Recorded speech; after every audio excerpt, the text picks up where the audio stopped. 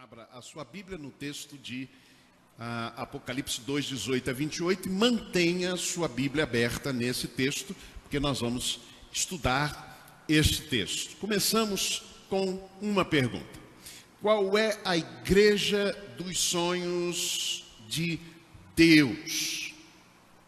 Essa é a pergunta insistente que temos feito aqui. Vale a pena não se acomodar, nem se resignar, para então tentar e se esforçar para ser a igreja dos sonhos de Deus? Porque na verdade muitas vezes nós vamos nos acomodando àquilo que talvez seja o nosso sonho de igreja, ou talvez aquilo que é a realidade, e perdemos talvez um pouco do ponto de vista da igreja dos sonhos de Deus.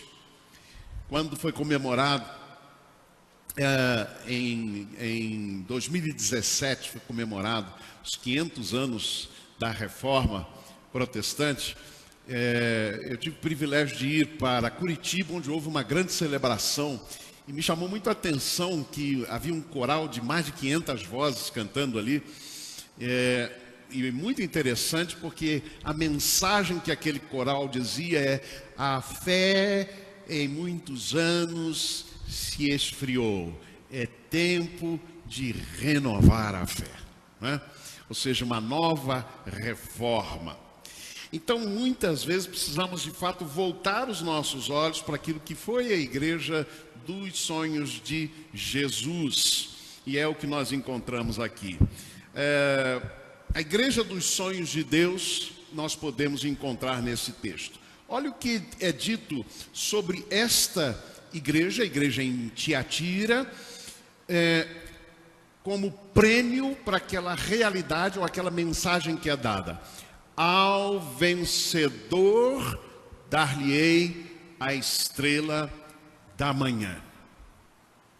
Aquele que vencer será dada a estrela da manhã. Aquele que encontrar, através da palavra de Deus, os princípios e a verdade sobre a igreja dos sonhos dele, e buscar vivenciar isto, a promessa é esta: a estrela da manhã, que está nessa imagem, uma chamada estrela da manhã, mas que a gente vai verificar e aprender o que ela é ao final desta reflexão. A igreja dos sonhos de Deus é, em primeiro lugar, ou ela está ocupada com as coisas e causas com as quais Jesus está ocupado. A igreja dos sonhos de Deus, ela está ocupada com as coisas e as causas com as quais Jesus está ocupado. Já que esta é uma carta ou uma revelação de Jesus às igrejas. Vamos ver o que a gente aprende desse texto. A expressão obra, trabalho, em algumas traduções, traduz o grego ergon, e que aparece repetidamente nesse texto. Jesus, por exemplo, fala à igreja de Tiatira, verso 19, veja aí: conheço as tuas obras. Talvez na sua tradução diga o teu trabalho, e o teu amor, a tua fé, e o teu serviço, e a tua perseverança. Tudo isto faz parte desta obra da igreja. E sei que as tuas últimas obras são mais numerosas do que as primeiras. O que a gente percebe aqui é que Jesus elogia todas estas obras. Vocês prestaram atenção? Vou repetir estas obras: amor, fé, serviço, perseverança, progresso. Observem que talvez seja um pouco diferente das obras que nós estamos acostumados a falar quando nos referimos à igreja. Não há aqui uma obra de um grande templo, mas Jesus elogia estas obras da igreja, e ele reconhece estas obras. O outro texto é o verso 22. Novamente aparece a expressão obra. E aqui se refere à obra de uma mulher chamada Jezabel, né? Verso 22 diz: eis que a lanço. Verso 20 já explica isso, dizendo: tenho, porém, contra ti que toleras a mulher Jezabel. E aí vai falando de tudo aquilo que ela realiza, e depois nós vamos ver que obras de Jezabel são essas. E o texto então, 22, diz: se não se arrependerem das obras dela, desta mulher chamada Jezabel, ou talvez um nome simbólico para uma certa atitude que estava presente ali naquela igreja, de ensinar, de desviar as pessoas do caminho ensinado por Jesus. Esse era o problema aqui. As obras, ou as más obras, precisam ser objeto de arrependimento. O terceiro texto que fala dessas obras é o verso 23, e que diz assim: darei a cada um de vós segundo as suas obras. O que isso quer dizer é que as obras da igreja, sejam elas compatíveis com o ensino de Jesus, ou sejam elas desvios dos ensinos de Jesus, elas são objeto também, meus amados irmãos, de disciplina do Senhor. Ou nós diríamos, todas elas têm consequências. Tudo aquilo que a gente faz de bom ou de mal traz consequências para a nossa própria vida. E o último verso que trata destas obras está no verso 26. Ao que vencer e ao que guardar as minhas obras até o fim, eu lhe darei. E então vem a promessa, dentre elas a estrela da manhã. As obras da igreja que são então compatíveis com o ensino de Jesus e que não se desviam do caminho ensinado por Jesus, elas são, portanto, obras de Jesus. É por isso que ele diz: as minhas obras. Então vocês observem que há aqui 4 usos desta expressão. Jesus disse o que o ocupava dioturnamente em um texto do Evangelho. O que ocupa Jesus? O que ocupa a mente e o coração de Jesus? Eu diria, o que ocupa Jesus agora, neste momento, mesmo estando ali assentado nos céus. Olha o que ele disse em João 4, 31 a 34. E o texto fala sobre os discípulos que chegaram a Jesus e disseram: Senhor, come. E ele disse: uma comida tenho para comer que vós não conheceis. E então ele diz: a minha comida, a minha bebida é fazer a vontade daquele que me enviou e realizar a sua obra. Então, que coisa preciosa que nós podemos aprender aqui, meus amados irmãos, é que a igreja dos sonhos de Deus, ela está ocupada essencialmente com as coisas e as causas as quais, ou com as quais, o próprio Jesus está ocupado. Essa é uma pergunta que a gente devia fazer sempre. Quando vamos fazer um projeto, alguma coisa, a gente devia perguntar o seguinte: isto ocupa o pensamento, o coração de Jesus? É isso que incomoda o coração de Jesus de fato? Isso devia então nos guiar em todos os nossos caminhos. Em segundo lugar, a igreja dos sonhos de Deus, ela tem uma atuação caracterizada pelo esforço contínuo, crescente, perseverante e conservador. Usei propositadamente a expressão conservador porque está no texto. Conservador de amor, fé e serviço. Interessante esse texto. Veja o que diz o verso 19. Conheço as tuas obras, o teu amor, a tua fé, o teu serviço, a tua perseverança e as tuas últimas obras mais numerosas do que as primeiras. Jesus conhece aquilo que nós fazemos, mesmo aquilo que a gente faz mais no oculto do coração. Mas Deus conhece, Jesus conhece, Ele vê. E aqui então há o elogio sobre estas obras da igreja. Primeiro, o amor. Amor ágape é a palavra que está aí. Não é qualquer amor. A sociedade, de modo geral, diz, não importa o amor. Deus valoriza qualquer amor. Mas há um amor descrito na Escritura. 1 Coríntios capítulo 13.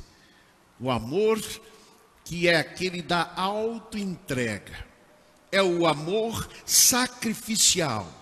E aqui o que Jesus está dizendo é, a igreja dos sonhos de Deus é aquela cuja causa é a vivência e a prática do amor, mas não só isso, crescente, permanente. Se lembram do que foi dito? Conheço que as tuas últimas obras são mais numerosas do que as primeiras. Então o que significa que Jesus está elogiando? Que esta igreja não ficou apenas lá no primeiro amor, mas que ela foi crescendo cada dia mais. Gente, nós devíamos amar amanhã mais do que amamos hoje. Nós deveríamos praticar o amor amanhã mais do que praticamos hoje. Porque esta a igreja dos sonhos de Deus. Ela não estanca nas suas obras dizendo, não, estou satisfeita. Não, ela progride cada dia mais e cada dia melhor, não é? A gente lembra de vez em quando, eu já fiz isso algumas vezes, aquele antigo cântico, né, que as igrejas cantavam antigamente. Só o pessoal de mais idade como eu é que vão lembrar, né? Vamos ver quem lembra. Sempre melhorando, sempre melhorando, sempre melhorando no Senhor. A palavra de Deus diz, a vereda do justo é como a luz da aurora, que vai brilhando mais e mais, até ser dia perfeito. Mas também a obra de fé. Que obra de fé é esta? Fé significa na Bíblia confiança em Deus e também lealdade a Deus. Meus amados irmãos, a igreja dos sonhos de Deus cresce em confiança em Deus, pelas suas experiências de que vale a pena confiar no Senhor. Mas a igreja dos sonhos de Deus cresce também na sua lealdade a Deus, lealdade aos princípios que Deus nos traz na sua palavra. Esta é a igreja dos sonhos de Deus. E há um terceiro aspecto, é o serviço, não é? Ele diz, conheço as tuas obras e o teu serviço. Serviço, a palavra que está por trás é diaconia, de onde vem a expressão conhecida de diáconos. É interessante o uso desta palavra, porque aqui não é uma mensagem dirigida a diáconos, é uma palavra dirigida à igreja. Pastor Vanderlei, antigo pastor, eu acho que durante 40 anos foi pastor da primeira igreja batista em Goiânia. Ele sempre dizia uma coisa interessante. Ele dizia, todo crente é diácono. Todo crente é diácono. E é interessante esta verdade. Vocês conhecem aquele episódio de Lucas 22, versos 24 em diante. Houve uma discussão, uma briga entre os discípulos de quem seria o maior. E a palavra grega é mega. Mega. Quem é mega na igreja? E eles começaram a discutir, longe de Jesus, mas de repente, diz a Bíblia, que Jesus foi então cear com os discípulos.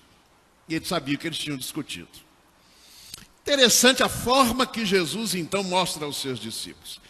Diz a Bíblia que eles sentam à mesa. E vocês sabem que as mesas naquela época, ali no Oriente, em Israel, mesas baixinhas e a pessoa sentava ao chão.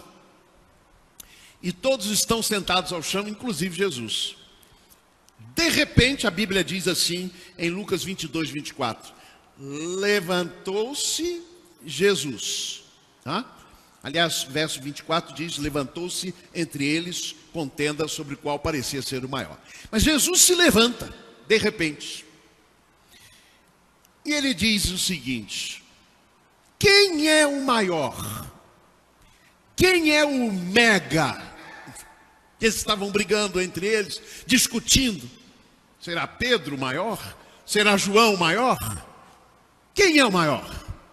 Os três que sempre estavam com Jesus? Essa era a briga, essa era a discussão.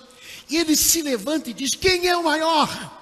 O que está reclinado à mesa, ou seja, que vai ser servido, ou o que serve? Diácono. É a pergunta de Jesus. Quem é o maior? Quem vai ser servido ou quem vai servir?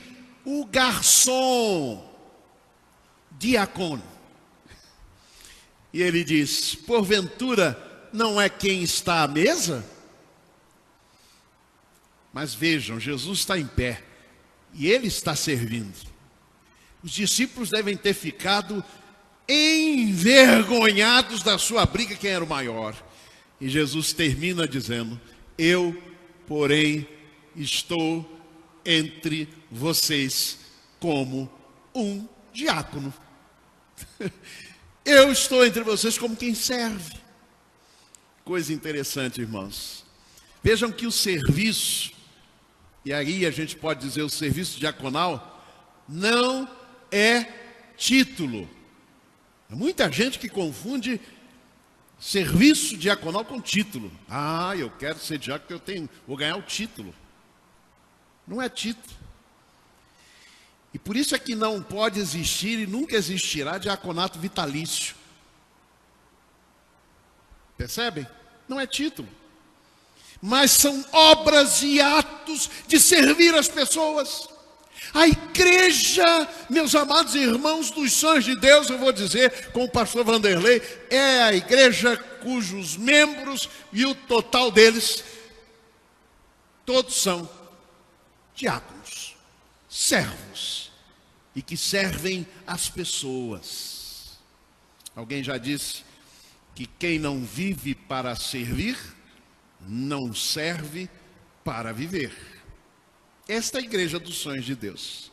Nós temos servido a comunidade onde estamos colocados, temos servido as pessoas carentes que muitas vezes chegam até o nosso convívio, temos servido uns aos outros nas suas aflições e necessidades, temos servido, por exemplo, através da oração, temos servido através da alegria, alegrai-vos com que se alegram, chorai com os que choram. Esse é o desafio para todos nós, porque a igreja dos sonhos de Deus, ela é perseverante e ela é crescente no amor, na fé e no serviço. Vamos repetir juntos? No amor, na fé e no serviço. Então, somente conservai o que tendes, diz o texto. Verso 25. Então somente conservem. Vocês têm amor, vocês têm fé, vocês têm serviço, Vocês têm perseverança nestas coisas? Vocês têm crescido e progredido nestas coisas? Porque as últimas obras são maiores do que as primeiras. Então conservem isso, não percam isso. Nunca deixem perder estas obras que são obras de fé, amor e serviço. Eu fico muito espantado porque, de modo geral, nós, seres humanos, quando nos casamos, ou antes de nos casar, nós fazemos muitas coisas que talvez até a gente não goste muito de fazer, mas a gente faz para agradar a pessoa a quem estamos tentando conquistar, não é verdade? A gente tenta fazer aquilo que mais alegra a pessoa com quem queremos nos casar. Não é assim, Renato? É assim que você fez com Vivian, não foi? Agora eu fico espantado. Eu fico espantado porque depois de algum tempo, vão passando os anos, aí a pessoa começa a se esquecer. Começa a esquecer destas coisas que fazia. Aí começa a pensar nas coisas que lhe agradam só. Né? E eu conversava com alguém recentemente sobre isso. E a pessoa disse, não precisa mais. Eu disse, quem disse que não precisa mais? A gente precisa conservar essas coisas. Não permitir que o tempo que vai passando vá fazendo o nosso amor arrefecer. Não permitindo que o tempo que vai passando deixe a nossa fé, a nossa confiança, a nossa lealdade a Deus arrefecer. Não deixando o nosso serviço, meus amados irmãos, arrefecer. É muito triste quando a gente ouve a pessoa dizer, não, eu já fiz demais. Olha o que Jesus diz, as tuas últimas obras são melhores, são mais numerosas do que as primeiras. E nós devemos fazer assim. Em último lugar, a igreja dos sonhos de Deus, ela é intolerante. Ela é intolerante com obras impenitentes e obstinadas que não são de Deus. Vou repetir. A igreja dos sonhos de Deus, ela é intolerante com obras impenitentes e obstinadas que não são de Deus, irmãos. A intolerância é, no nosso tempo, politicamente incorreta, não é isso? É politicamente incorreto. Ninguém quer ser chamado de intolerante. É um xingamento. Pois ele disse, tenho, porém, contra ti que toleras. A palavra de Jesus, tenho, porém, contra ti que toleras essa mulher, Jezabel, que a si mesma se declara profetisa, não somente ensina, mas ainda seduz os meus servos a praticarem a prostituição e a comerem coisas sacrificadas aos ídolos. Dei-lhe tempo para que se arrependesse, ela todavia não quer arrepender-se da sua prostituição. E eis que a prostro de cama, bem como em grande tribulação os que com ela adulteram, caso não se arrependam das obras que ela incita. Matarei os seus filhos e todas as igrejas conhecerão que eu sou aquele que sonda mentes e corações e vos darei a cada um segundo as vossas obras. Meus amados irmãos, como eu disse, a intolerância é politicamente incorreta em nossos tempos. Mas a intolerância com as obras das Jezabéis que penetram dentro das igrejas é teologicamente correta. Não há outro caminho para nós. É obediência àquele a quem chamamos de Senhor. Quais são as obras das Jezabéis que são intoleráveis dentro da igreja, que devem ser intoleráveis dentro da igreja? A primeira, liderança autodenominada. O texto diz assim claramente: Tenho, porém, contra ti o tolerares que essa mulher Jezabel, que a si mesma se declara profetiza. Profeta é porta-voz de Deus. É aquela pessoa que fala em nome de Deus. O que essa mulher fazia é que se autodenominava. Dizia, eu falo em nome de Deus. Mas não falava em nome de Deus. E a prova disso é as obras, que não são obras de acordo com a vontade de Deus. Então, o primeiro problema que não deve ser tolerado é isso.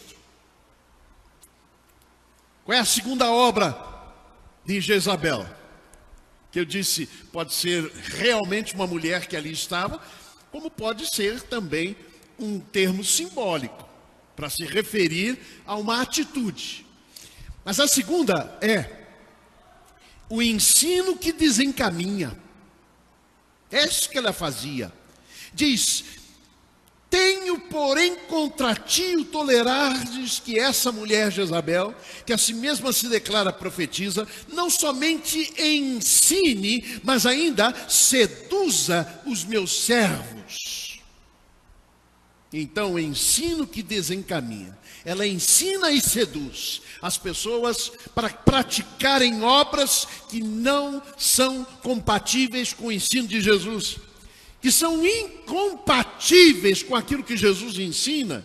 Meus irmãos, a Bíblia conta em Atos dos Apóstolos que em Bereia o grupo de crentes ouvia a palavra de Paulo e eles faziam uma coisa muito importante. Alguém se lembra o que os bereanos faziam? A Bíblia diz assim, eles examinavam todos os dias as Escrituras para ver se o ensino de Paulo estava coerente com a palavra. É importante lembrar disso. Esse ensino que desencaminha não pode estar presente. É fazer escola, ela estava fazendo escola. Pessoas estavam começando a segui-la, não é? Ensinando até as novas gerações como não ser um bom servo e fiel. Terceira má obra desta Jezabel.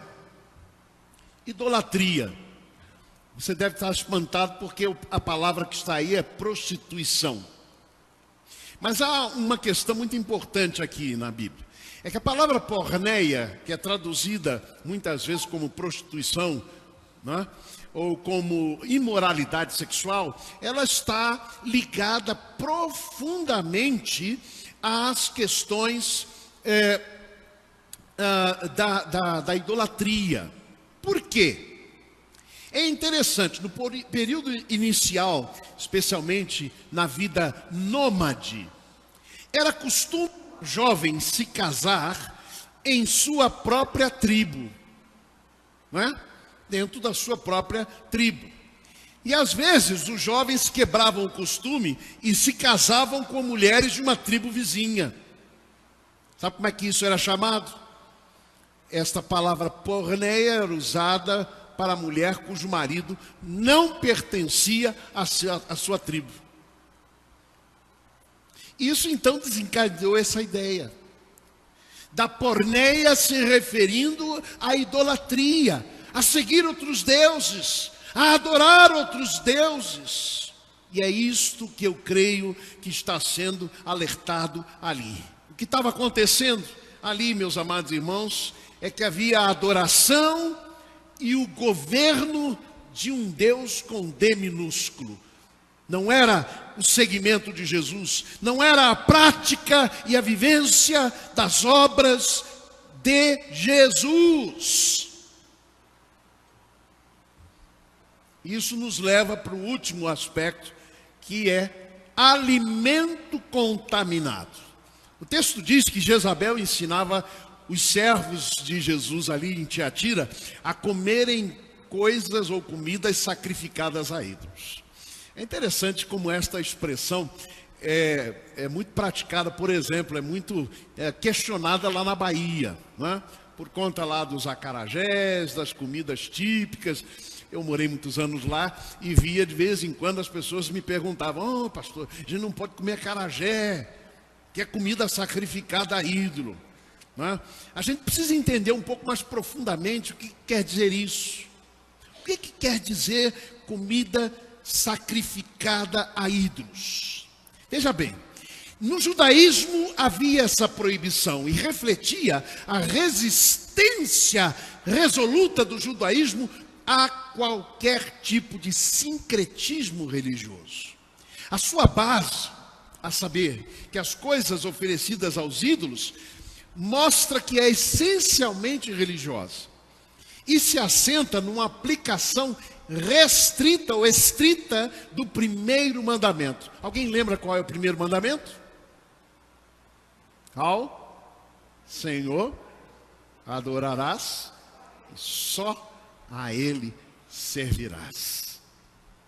Então observem que não está ligado à superstição, que comer aquela comida vai fazer mal, vai trazer algum espírito ruim, e nem medo de espíritos, não é isso não.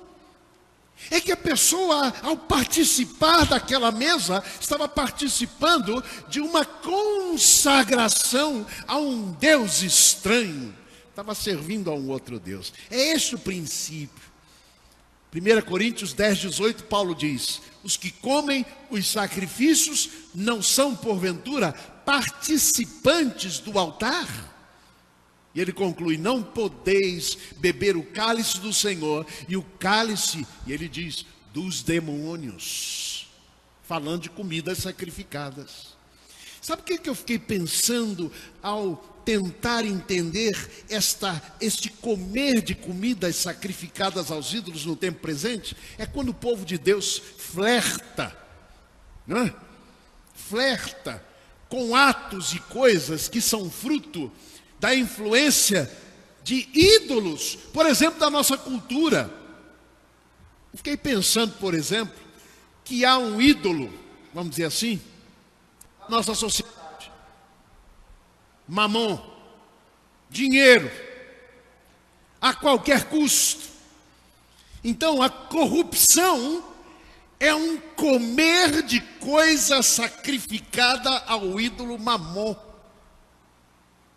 Eu entendi aqui que não comer de coisas sacrificadas a ídolos é isto: é rejeitar práticas que tenham a ver com ídolos e que estão em contraponto com a palavra de Deus e com a vontade de Deus. Então vai nisso corrupção, vai nisso jogatina para ganhar dinheiro.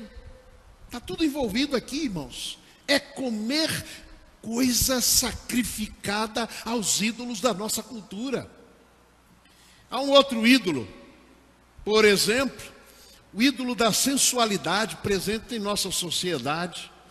Sabe o que é comer comida sacrificada ao ídolo da sensualidade?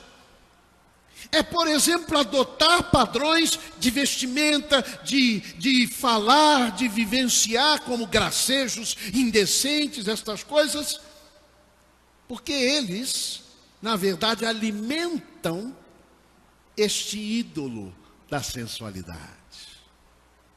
A Igreja dos Sonhos de Deus não come comida sacrificada a ídolos.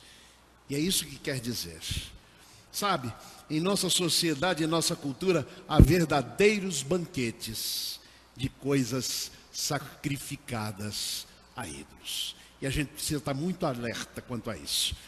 Só ao Senhor adorarás, e só a Ele servirás. A carta de Jesus Cristo a Tiatira termina com uma promessa: ao vencedor que guardar até o fim as minhas obras, dar-lhe-ei a estrela da manhã. Que prêmio é esse? O que é essa estrela da manhã prometida para quem guardar até o fim as obras de Jesus? Para a igreja que guardar as obras da fé, do amor e do serviço perseverante, contínuo e crescente. O que é que significa essa estrela da manhã? Vocês sabem que o planeta Vênus, nas civilizações antigas, ele era chamado estrela da manhã. Ali você tem uma imagem do planeta Vênus, brilhando. Que antigamente, quando eu via alguma coisa assim, eu pensava, a Lua. Não é a Lua, é o planeta Vênus. E ele alcança o seu brilho maior exatamente pouco antes do nascer do sol. Por isso é que ele é chamado a estrela da alva, a estrela da manhã ou a estrela matutina, muitas vezes chamado assim, ou da alvorada. Entre os gregos ele chegava a ser chamado de fósforos, aquilo que traz a luz. Sabe o que eu aprendo com isso, irmãos? É que está prometido a esta igreja a certeza do amanhecer. A igreja em Tiatira está enfrentando, como as demais igrejas, grande perseguição. E talvez em muitos momentos ela pensou desistir, não ter mais aquela fé, aquele amor e aquele serviço perseverante. Quem sabe desistindo de fazer essas coisas a gente não sofra mais perseguição. E quem sabe muitas vezes na mente da gente não possa vir essa ideia, não vou mais servir o Senhor, me traz muito problema, me traz muita perseguição, eu vou desistir. Ao que vencer, dar-lhe-ei a estrela da manhã. É a promessa de que o amanhecer sempre virá para aqueles que entregam suas vidas a Jesus e fazem dele o seu Senhor.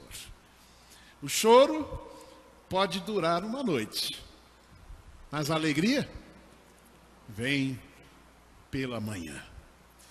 O mais impressionante no livro de Apocalipse é o que o próprio Jesus diz: eu sou a resplandecente estrela da manhã. Apocalipse 22:16.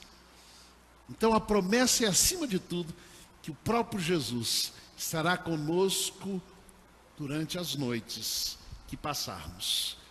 E Ele é a certeza de que virá sempre o amanhecer.